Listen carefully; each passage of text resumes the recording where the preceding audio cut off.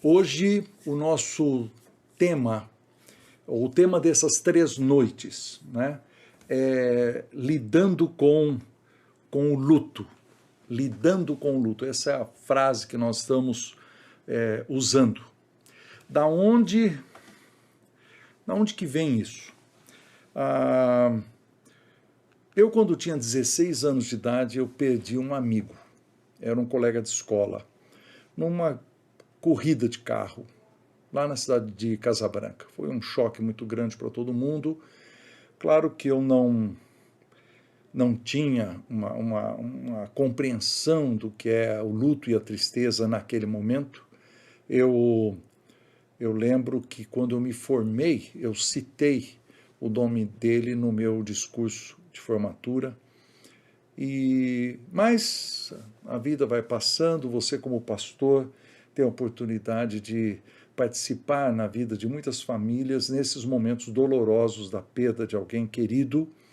E talvez a coisa mais difícil que existe realmente é quando, não sei se é a mais difícil, mas é muito ruim, né?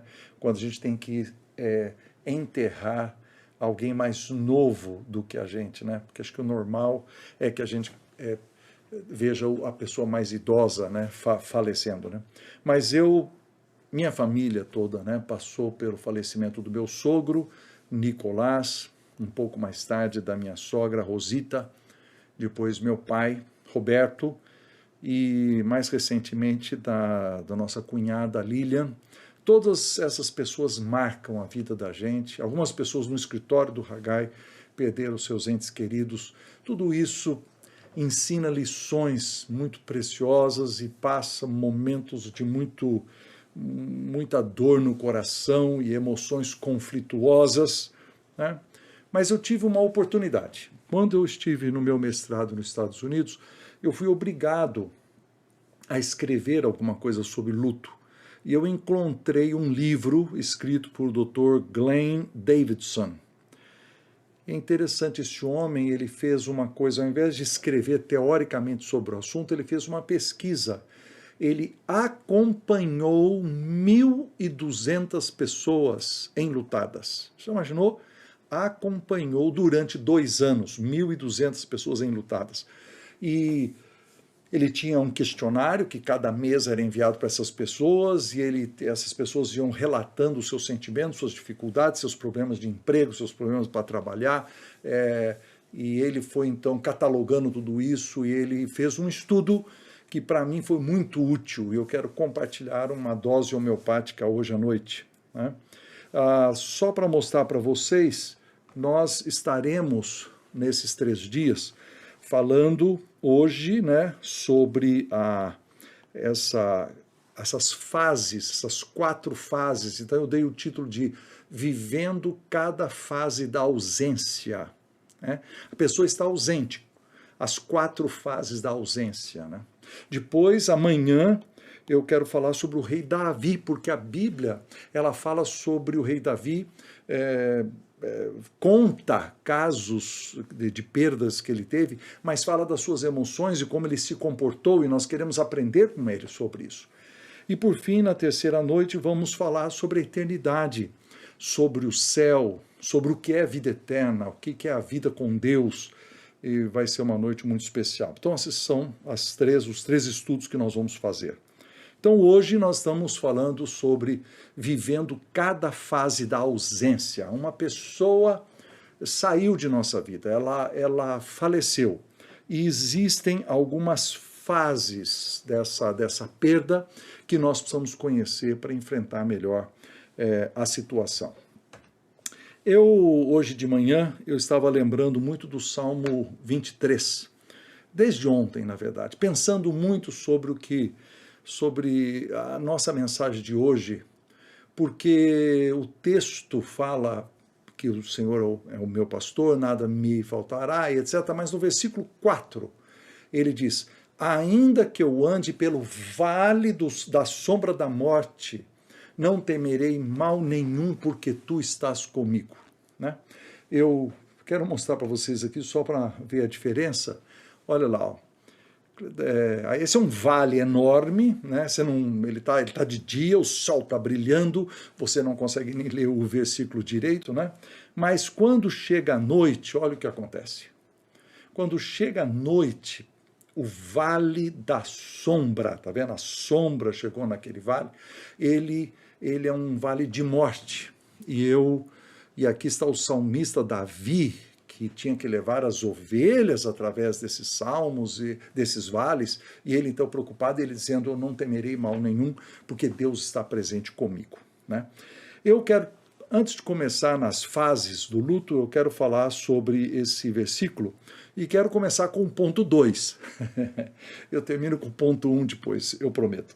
Mas a primeira coisa é que ele diz que esse é um vale, ou seja, não é uma planície. Ninguém enfrenta a morte de uma forma natural, tranquila. Não, não é fácil, queridos. Não é fácil, é um fato isso aqui. Nós estamos num vale, um vale é difícil. Um vale tem seus problemas, né? Também diz que é um vale de sombra. Então, se é de sombra, significa que falta luz. Eu quero usar essa palavra luz para falar de lucidez. Pessoas que estão em luto têm dificuldade de tomar decisões. O que eu vou fazer agora nessa semana? Decisões simples, até de ir no supermercado. O que eu vou comprar, quanto que eu preciso comprar, são decisões difíceis, coisas simples que decidiu a vida toda. Por quê? Porque é um vale de sombra, é um vale sem luz, falta lucidez. E, aliás, até é bom dizer assim, que às vezes a pessoa está no hospital enferma, e às vezes ela não está consciente. Então, para ela é um vale de sombra, mas ela está inconsciente. Agora, o ajudador, a minha esposa sempre fala, nós precisamos orar pela pessoa que está doente, mas também pelo ajudador. O ajudador sente um peso e ele tem que tomar decisões médicas, etc. Mas o vale é de sombra, não é de luz. Aí a importância do médico, do amigo, de alguém ajudar para conseguir essa lucidez, né? Também diz que o vale é de morte. No caso aqui, eu acho que Davi estava pensando em morte mesmo, né? Porque é no vale que estariam os inimigos, talvez os animais selvagens que atacariam à noite, né, os assaltantes. Ele está pensando na sua morte mesmo. Mas eu quero aplicar, eu acho justo o suficiente para falarmos quando a morte é do outro e a tristeza da morte fica conosco. Então, também é um vale, também é uma sombra, também tem a ver com morte mesmo que não seja nossa, nós ficamos para trás, mas estamos sentindo aquela tristeza, né? O problema que ele fala nesse salmo é que existe um problema de medo. Ele fala, não temerei mal algum. Ele está dizendo que não tem medo. Mas a verdade é que medo faz parte de nossa vida, até por uma questão de sobrevivência. Não é verdade? Se você está na sarjeta, por exemplo, e vem um carro muito rápido, você dá um passo para trás, porque você tem medo. Ninguém enfrenta a morte sem medo, né? 1 Coríntios vai dizer que o último inimigo a ser vencido é a morte. Nós entramos no assunto da morte com medo, lógico. Temos medo de ir para o hospital, temos medo de ficar doente, né? E temos medo de ser assaltados, temos medo do bandido, temos medo de um animal feroz. E aqui ele está dizendo, Davi, não temerei mal nenhum. Por que todos os medos foram excluídos da sua vida? Então, a solução dele é a presença de Deus. Tu estás comigo. E vamos ser bem sinceros. Nós temos medo. Mas os cristãos, aqueles que foram um dia regenerados, que Deus plantou neles a divina semente, aqueles que Deus tirou daquele poço de perdição, daquele tremedal de lama do pecado, firmou seus pés sobre uma rocha e deu para eles um novo cântico, um cântico de louvor ao seu Salvador e Deus. Esses cristãos transformados, renascidos, quando eles enfrentam a morte, apesar de todos os medos, eles têm essa certeza, tu estás comigo. É um fato, testemunhos maravilhosos, milhares deles ao redor do mundo. É quando a gente ouve verdadeiros cristãos enfrentando a morte e enfrentando na certeza da presença de Deus, aquele Espírito Santo dentro da pessoa, né? O seu Espírito testifica junto ao nosso Espírito que somos filhos de Deus, é diferente. Por isso que lá em Tessalonicenses ele vai dizer, para não vos entristecerdes como aqueles que não têm esperança. Interessante, né? Ou seja, vai haver tristeza, mas para não vos entristecerdes como os que não têm esperança, porque os que não têm esperança não têm essa certeza de que tu estás comigo. Mas a pessoa que está em Deus, ele sente a tristeza, sente a angústia, mas ele tem a certeza de que Deus está com ele. Então voltemos aqui ao ponto 1, então. Ainda que eu ande pelo vale da sombra da morte, a verdade é que nós vamos ter que passar por esse vale. Todos nós vamos falecer um dia e todos nós vamos ver alguém muito querido de nós falecer também.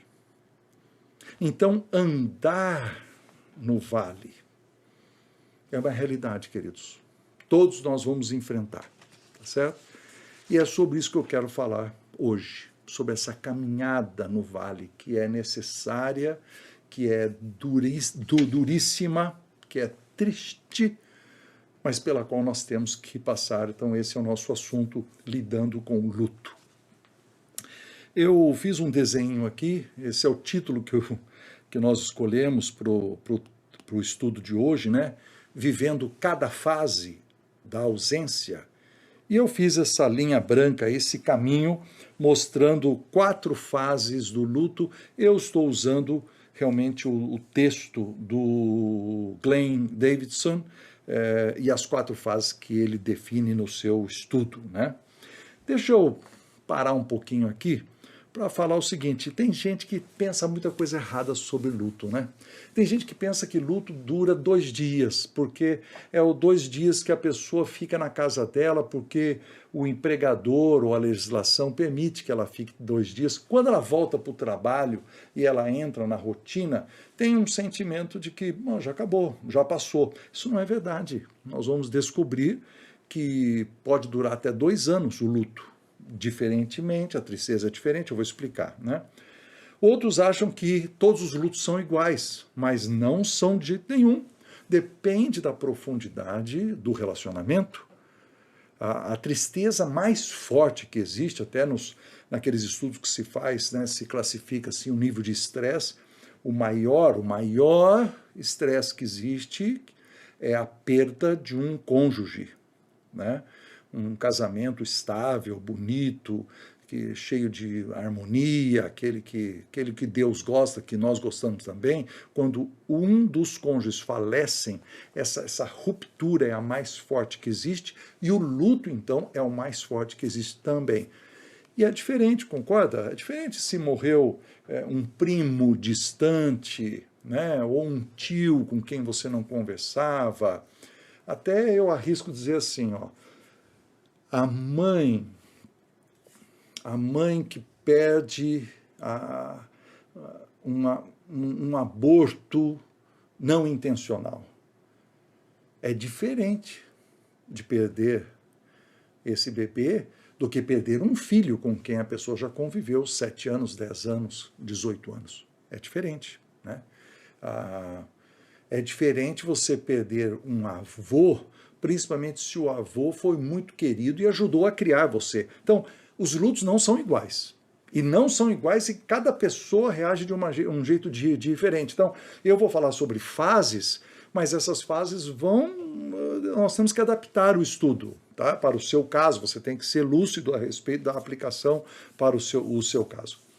Tem gente também que resolve dar conselho para pessoas enlutadas e fala um monte de bobagem. Por exemplo, de dizer assim, não, se envolve em alguma coisa para você não ter que pensar. Como é que a pessoa não vai pensar? A pessoa perdeu uma pessoa querida, ela vai pensar nisso. Isso é uma falta de sensibilidade enorme alguém dizer uma coisa dessa. Aliás, o processo de cura significa que eu tenho que passar pelo vale, eu tenho que andar por esse vale de tristeza. Claro, eu tenho que sair do lado de lá de um modo saudável, não é isso? Tem gente também que acha assim, ó, esse negócio de luto é melhor não conversar com ninguém. Não é verdade. Parte da cura, às vezes, é você falar. Aliás, tem grupos. A Igreja de Jesus Cristo é um negócio fantástico, né? Porque aqueles pequenos grupos. Por exemplo, a pessoa que perde um ente querido, às vezes não quer ir na reunião do grupo. Mas ela devia ir. Porque ali no pequeno grupo, as pessoas vão dar um abraço nela, né? Vão estar com ela, vão ouvir essa pessoa, dar um encorajamento, ou não vão dizer nada, mas e daí? Também faz parte essa convivência, sentar ao lado. Faz parte da recuperação ter esse grupo de apoio, esse conceito de que você deve ser uma pessoa sozinha no luto, está errado. Né? Aí tem aquelas bobagens de sempre, né? Achar que luto é coisa de mulher, que homem tem que levantar a cabeça e voltar para o trabalho. Todos nós vamos ter que voltar para o trabalho, não tem dúvida sobre isso, né? E tem os que acham ainda que luto é uma coisa assim que é só emocional. Não é, gente. Às vezes é físico. Tem problemas psicossomáticos. Certamente é um assunto espiritual. Pessoas que caminham com Deus enfrentam o luto de uma forma diferente do que aqueles membros de igreja, tudo crente mais ou menos, entendeu? Que não sabe nada sobre Deus, não sabe nada sobre a Bíblia, não lê a Bíblia, não tem conhecimento, não tem um versículo no qual se agarrar, né? Mas se essa pessoa, por causa do luto, buscar a Deus, né, vai ser diferente, não é só emocional, não. É emocional, pode ser físico, certamente é espiritual. Então, vamos tentar não errar ou errar menos depois da palestra de hoje, né? Mas aqui vamos lá. Então, quais são as fases, então, do luto, né?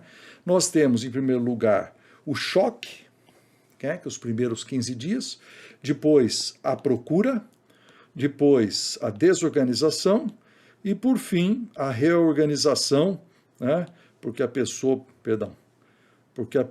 deixa eu apagar aqui, porque a gente acredita que a pessoa vai sair, queridos, nós vamos sair do vale da morte, né? E voltar a uma vida estável, normal, depois do luto também. Muito bem, então vamos lá, vamos analisar cada uma dessas fases. A primeira fase é chamada, o Dr. Glenn, ele diz que é chamado de choque. E ele lista muitas características, eu vou enfatizar 3, né? Uma delas é o desejo de não se mover. A pessoa, quando recebe uma notícia, ela está dentro de um carro, geralmente ela larga as mãos, para. Se ela estiver dentro de casa, ela senta. A pessoa não quer se mover. Fica assim com os olhos meio vitrificados, olhando para o nada, cai no choro, às vezes um rosto sem expressão, mas a verdade é, não mexa comigo, me deixe em paz. Isso são os primeiros minutos do choque, né? O desejo de não se mover. Mas a primeira fase, essa pode levar até 15 dias. Isso aqui é importante, viu? Pode levar até 15 dias. A pessoa vai ter dificuldades de tomar decisões. Por exemplo, tomar decisões até para o funeral. Deixa eu contar um exemplo aqui. Na primeira igreja batista, lá de Porto Alegre, né, carinhosamente chamada de Igreja Conde, na minha época, né, há mais de 25 anos atrás, existia um casal, que é o seu Arthur e a dona Lídia Forte. E eles tinham, quando eles foram apresentados para mim, disseram que eles tinham esse ministério da consolação e que eles cuidavam do cemitério. Eu achei o negócio muito estranho demais, porque eu nunca tinha vivido uma situação em que uma igreja era dona de um cemitério, né? Mas isso é uma igreja centenária, e lembra que 100 e poucos anos atrás, quando os cristãos eram perseguidos lá no Rio Grande do Sul, os crentes foram proibidos de serem enterrados no cemitério público. Quer dizer, é público, mas não é para todos, né? Então eles compraram um pedaço de terra e quando você viaja no Rio Grande do Sul, você vê várias igrejas com esses cemitérios ao lado da igreja, né? Você vê nos filmes americanos também, né? Mas o seu Arthur era assim, uma pessoa faleceu, ele vai lá. Isso é uma coisa que as igrejas precisam pensar, viu? Porque tem viúvas ou viúvos que os filhos não estão preparados para ajudar, precisam de conselhos. Tem pessoas que são enganadas. Desculpe falar isso, eu sei que agentes funerários têm um trabalho triste, mas tem alguns que não se comportam bem, né? E querem fazer a pessoa gastar um dinheiro que não precisa, aproveitando aquele momento. E o seu Arthur e a dona Lídia, além do consolo, além de estar, ofereciam conselhos práticos, né? E foi um ministério fabuloso que igrejas precisam ter, né? Mas, de qualquer forma, compras no supermercado, né? O filho precisa ajudar. Às vezes pagar a conta de luz, pagar a conta de água, fica 2 meses, de repente cortou a luz, porque a pessoa esqueceu. É essa fase, esse choque, dificuldade de tomar decisões. Dr. Glenn diz que leva até 30 minutos para a pessoa se recuperar o suficiente para dirigir um carro em segurança. Então, se o choque foi muito grande, outra pessoa deveria dirigir, né? E também ele fala sobre essas emoções opostas, né? É muito curioso esse negócio de emoções opostas, porque a gente, quando a gente perde alguém, a gente fica entre o choro e depois a gente ri também, né? Tem raiva e também tem culpa, tem medo e tem coragem. As emoções estão à flor da pele e a gente está sentindo uma mistura de coisas, até sente culpa por sentir certas coisas, né? Quero contar aqui uma história que aconteceu com a nossa família, né? Quando meu pai faleceu, né, nós éramos 7 irmãos, nós estávamos todos lá, e tinha os netos, tinha muita gente e tal, então a gente foi ao enterro, então aquele enterro, aquela cerimônia, etc.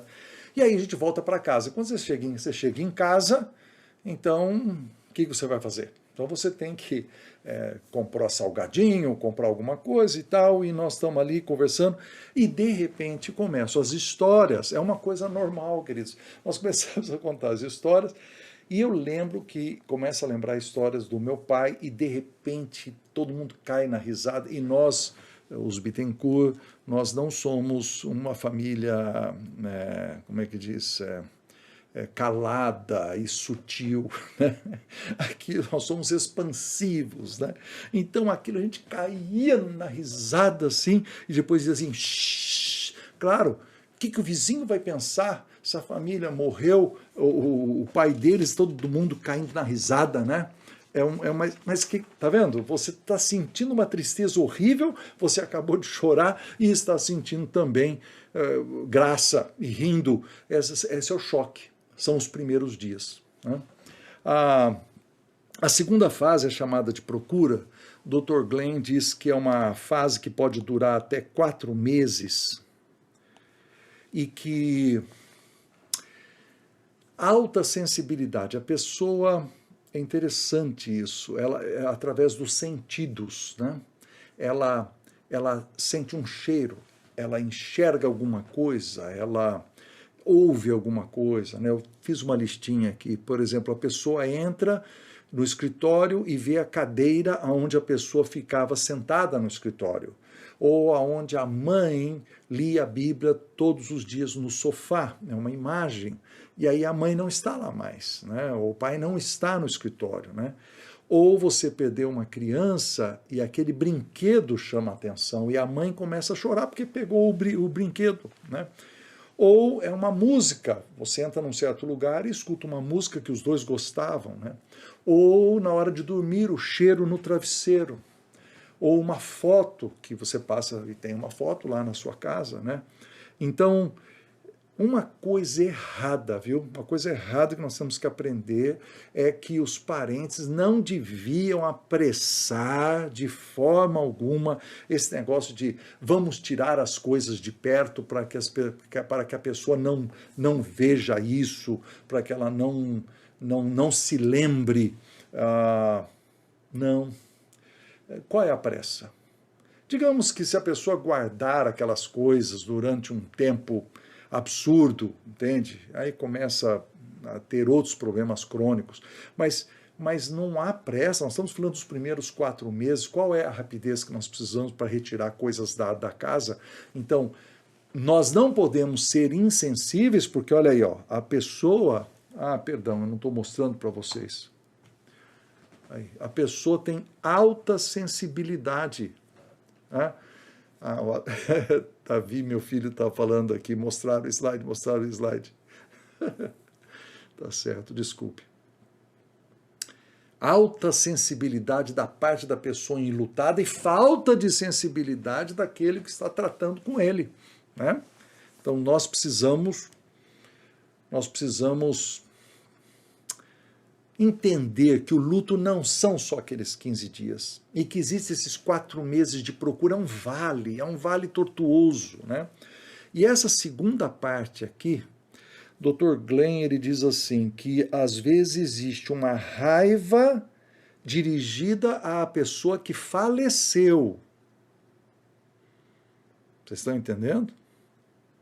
Então, você tem aqui a pessoa que permaneceu viva, e você tem a pessoa que faleceu.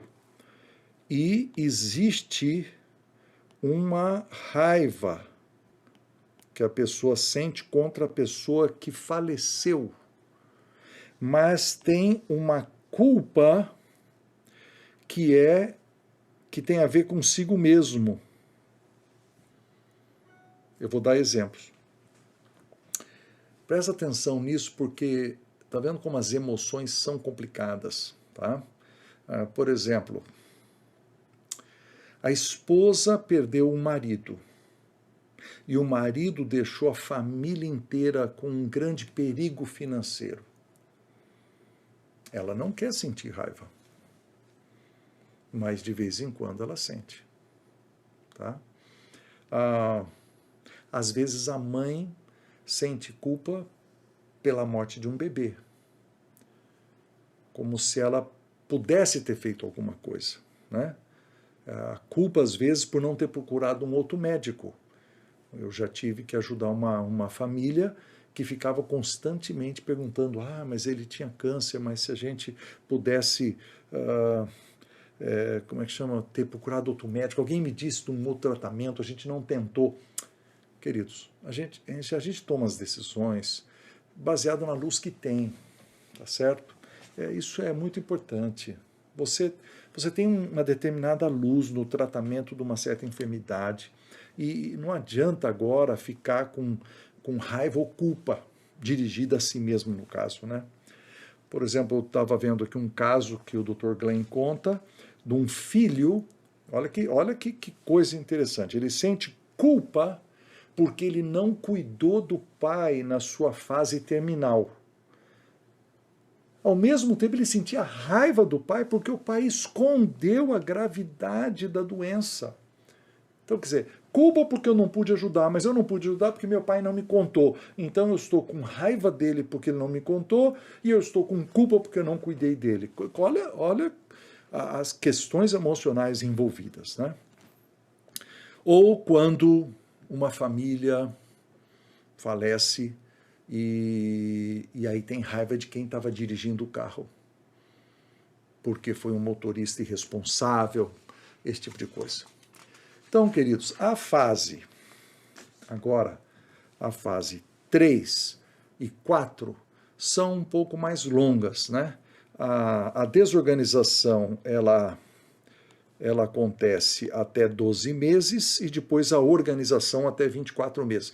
Então aqui a pessoa às vezes sente dificuldade em voltar à rotina, mas ela vai voltar, né? ela vai voltar. Normalmente a pessoa volta, né? Ou ela sente que ela vale um pouco menos, né? É um sentimento, eu não sirvo para nada, começa a ter pena de si, né? Autocomiseração. Às vezes a pessoa perde peso, às vezes ela aumenta de peso, né? Ou se isola, não quero conversar com ninguém, e muitas vezes pessoas se envolvem com alcoolismo ou com drogas, porque ela está muito desorganizada. Aí a importância do corpo de Cristo, da família, da igreja, de estar junto, de dar apoio. É interessante, você encontra alguém que fala assim, não, meu marido morreu o ano passado, e você fala assim, ah, sim, que pena. E você acha assim, a pessoa não está sentindo nada mais, porque já faz um ano. Não, não é verdade. Ainda pode ser muito pesado para a pessoa e nós precisamos ser sensíveis. Mas a verdade é que existe um processo. Tem muita gente, que nesse primeiro ano já eles não sentem toda essa coisa bagunçada, eles se organizam, esse tipo de coisa, e certamente na fase da reorganização a pessoa é libertado das memórias e das opiniões da pessoa que faleceu. Aquela frase assim, se seu pai tivesse aqui, ele diria não sei o quê, mas o pai não está aqui mais, né? E de repente você se liberta disso, o pai não está. Nós vamos lembrar as coisas boas que o pai disse, nós vamos lembrar as coisas boas que a mãe disse, mas nós não estamos obcecados mais pela memória ou pelas opiniões, porque nós estamos indo em frente, né? E aí então você começa a ver os desafios e as oportunidades que estão aparecendo, você volta a fazer ginástica, você volta para o trabalho, você faz trabalho, tem mais tempo agora, você vai fazer um trabalho voluntário na igreja ou numa ONG, né, a sua energia parece aumentar, as decisões são boas, os hábitos de comer, de fazer exercício, de dormir, se estão estáveis, e aí então vai saindo do vale da morte, né? Então você vê, o luto é uma tristeza, mas não é uma doença. Não é uma doença, né? Agora, se a pessoa não consegue sair do luto, e os médicos dizem que se alguém não consegue sair do luto depois de 2 anos, então já se tornou uma doença crônica, e aí precisaria ser devidamente tratada, né? Muito bem, estamos caminhando para o fim da nossa noite, e eu queria dar uma oportunidade. Ah, tá aí um quadrinho. Eu vou tirar eu daqui, ó. Se você quiser aí, ó, tirar uma foto e guardar todas as características de cada fase do luto, né?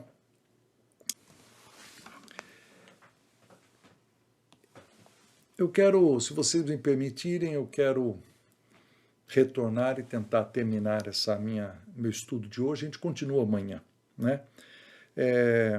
O título do nosso estudo, né, de hoje era vivendo cada fase da ausência. Não é pulando uma fase, né? Não é passando depressa pela fase. É vivendo cada fase. O choque de 15 dias, a procura até 4 meses, a desorganização até 1 ano, mas a reorganização e a saída depois de 2 anos, né? Hoje de manhã eu levantei com essa música na cabeça e eu vou deixar o link aqui embaixo. Quando terminar essa transmissão, você pode clicar nele e ouvir. É um hino antigo, mas olha que coisa maravilhosa. A pessoa que escreveu isso aqui em 1800, lá vai pedrada, sabia teologia. É um negócio fabuloso, né? Olha aqui que coisa linda. Pelo vale escuro eu seguirei. Eu seguirei. Ele está falando com Jesus, né? Por quê? Porque ele sente que em Jesus ele está seguro e ele está vendo a sua luz, a luz de Jesus. Interessante porque o vale da sombra é onde falta a luz, né? Mas ele está falando, mas eu vejo a luz de Jesus, né? Claro, o meu passo é incerto. Eu não sei tomar decisões direito, mas Jesus, tu me dirigirás. E ao sentir-te perto, foi o que Davi falou, né? Não temerei mal algum, porque tu estás comigo. Nunca perco a paz, né? Aí, os espinhos, tantos que faz a gente sangrar, Olha a perspectiva do autor da letra. Esses espinhos são remédios para nos curar, ou seja, o sofrimento também tem um lado bíblico que nós vamos entender, de que Deus trabalha em nós. Por quê? Porque existe graça, graça que vem do céu. E tudo que se passa acaba mostrando que Deus nos ama, até mesmo os espinhos. Olha que profundidade de letra. Depois, não há dor que seja sem um divino fim. Ou seja, tem um propósito, né? Eu escrevi a palavra propósito lá, né? Lá, a palavra propósito, né? Não há dor que seja sem um divino fim. Tem um fim, um objetivo. E aí ele faz nessa terceira estrofe um apelo à igreja. Ele diz que a igreja compreenda assim, que ela compreenda desta forma, que apesar das trevas, porque o vale é de escuridão, é de trevas, que mesmo nas trevas eu possa ver que tu mesmo a levas, tu mesmo levas a igreja com o seu imenso amor. E por fim, breve a noite desce, noite de Emaús, né? Lembrando aqui aqueles dois discípulos que quando desceu a noite, eles pediram para Jesus ficar com eles, né? E ali eles abriu os olhos na hora do partir do pão e eles perceberam que era o mestre. E olha essa frase: o meu ser carece de te ver, Jesus. De novo, voltando para a oração de Davi, de que nesse vale escuro, tu estás comigo. Ele viu Jesus, né? E aí ele faz uma oração. Companheiro, amigo que ao meu lado vens, sim, estás comigo, sempre me sustens. Que hino maravilhoso. Já cantei hoje várias vezes e eu coloquei aqui embaixo o link para você clicar e assistir. Claro, como é um hino antigo e um hino de consolação, ele foi gravado como deve ser, né?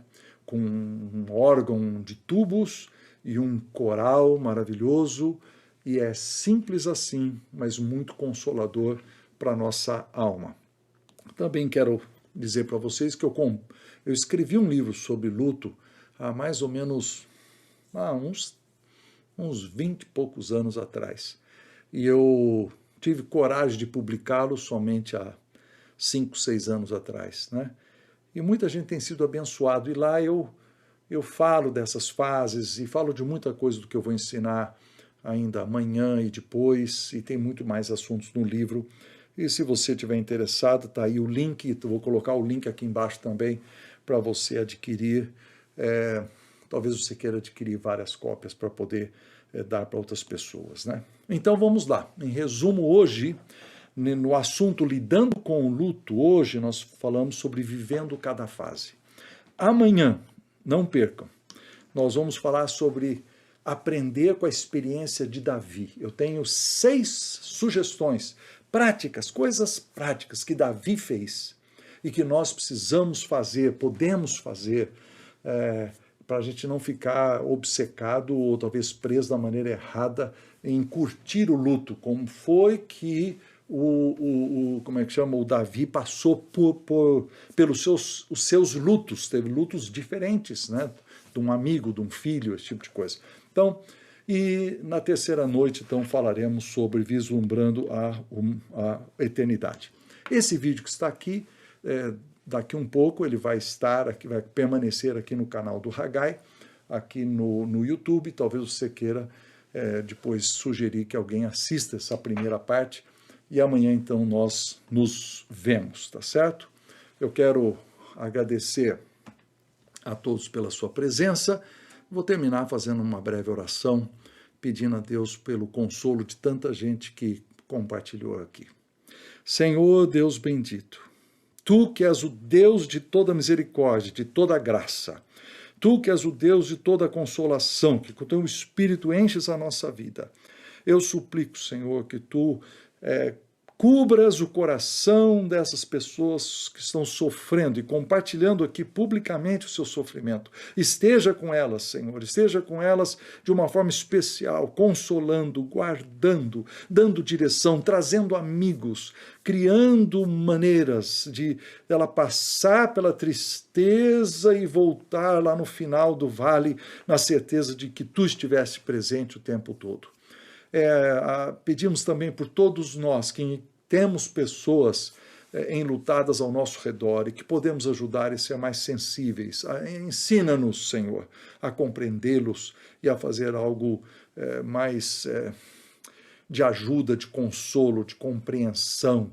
Nós suplicamos isso de todo o coração, que tu sejas um Deus ensinador e nos faça caminhar essa caminhada de ajudar uns aos outros, de chorar uns com os outros, que faz parte da vida da nossa igreja. É a nossa oração no nome daquele que sofreu, que morreu, cujo Pai também se enlutou, mas que ressuscitou no terceiro dia para a glória do nome eterno do Senhor Jesus. Em nome desse é que nós oramos. Amém, Senhor. Muito bem, queridos, vejo vocês amanhã. Muito obrigado a todos e que Deus os abençoe e console cada um. Tá?